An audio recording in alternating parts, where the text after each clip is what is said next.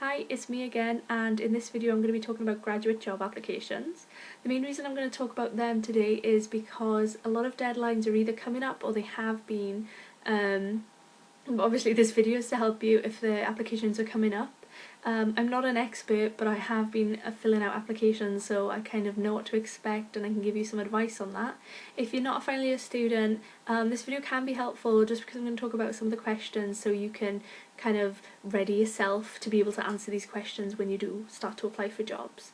So the first thing I'm going to talk about is the ways to find these jobs. I mean, you can go straight to a company if you know or you suspect that they have graduate schemes and have a look at it through that way, or you can just Google graduate jobs and a lot of websites will come up. There are some websites that are dedicated just to graduate jobs.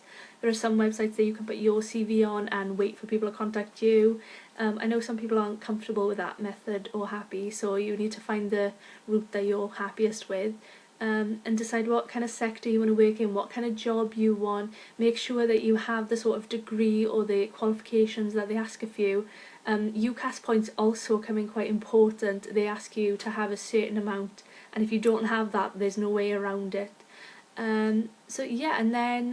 So you've started the application, you've registered on the site. A lot of them you can come back to and fill out another time, which is great because they will take time. So if you're expecting to take 5 minutes to fill out an application, that's not likely to happen, especially if you want to do a good job.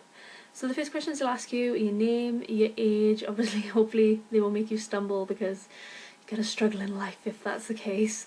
They'll ask you if you're a UK citizen, and they will expect you to prove that you are.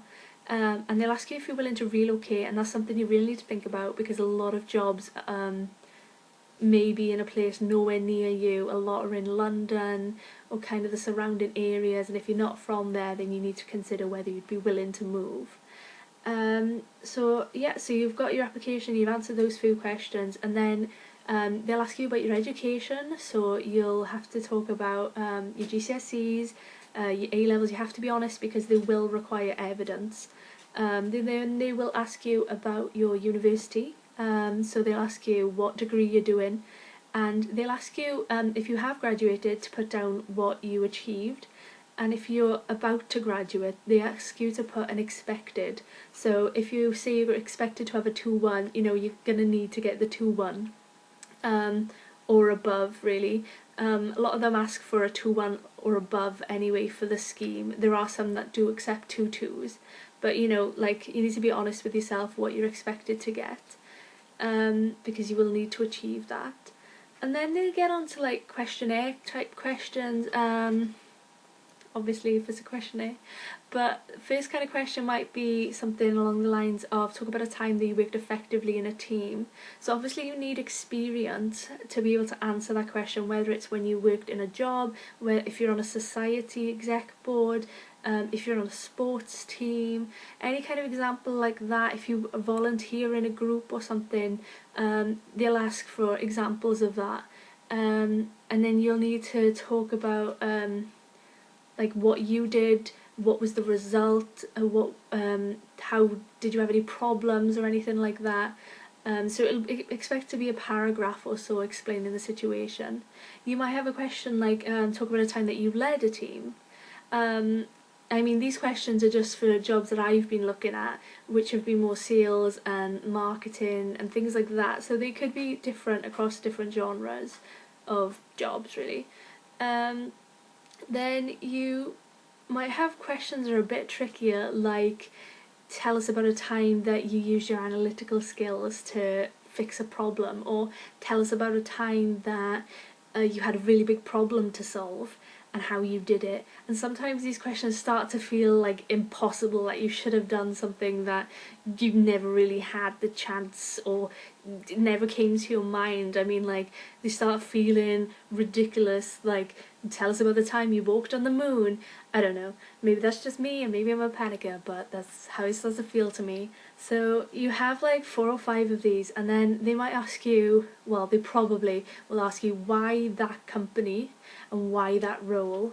So that's really important for you to, you need to shine. Try not to say something everyone is saying, but try and show that you've actually looked into the company, because I know for a lot of jobs you're just like, well, I applied because I could, but you need to have kind of reasons saying, oh, you know, this company's really strong, it's worldwide, it's renowned for its technology or something. You need reasons. And then when it says why this kind of role, say, you know, something like I'm good with people, these are terrible examples, but you get the gist. So yeah, there'll be questions like that. Also, sometimes there are questions of tell us about your extracurriculum. So if you're in a society, if you're in a team, if you volunteer, you know, kind of things like this. If you, I don't know, studied abroad or anything like that, these are the kind of things that make you shine and stand out from other people. So yeah, like I said, they do take a lot of time, and you've got to put the effort in. But one piece of advice I would say is that if you are applying for a lot of jobs, it's worth maybe having like a Word document that you paste your answers into, because a lot of questions are just slightly worded different, and it would save you a lot of time rather than retyping up the whole thing just to be able to copy paste, adjust it slightly so that it is appropriate for the question. So that's one of my big pieces of advice. And keep a list of, this is something that I forgot to do, but when I did it I realised it was really good, that keep a list of the companies that you're applying for and their deadline dates, because they do really vary, and if you don't keep an eye on them and you think, oh, I'll just go back to it another day, the deadline could have passed and you've wasted your time. So that's 2 pieces of advice now. I think this is a really long video, so I'm going to end it there, but hopefully that gave you a little bit of help. Feel free to leave a comment or something if you do want a different piece of advice, or if you've got any questions. I mean, I'm not an expert, but I'm going through this right now, so I kind of get the feeling of how things go. And yeah, I don't think I have any other pieces of advice. Be patient, you know, sometimes they do take a while to get back to you about your application. You may be successful and different careers go on to different routes. You might have to do an online test or a phone interview, and I'm going to do videos about those after this one. So yeah, hopefully that was helpful, and like I said in the last video, go on and live your life now, and I hope it was helpful. So bye!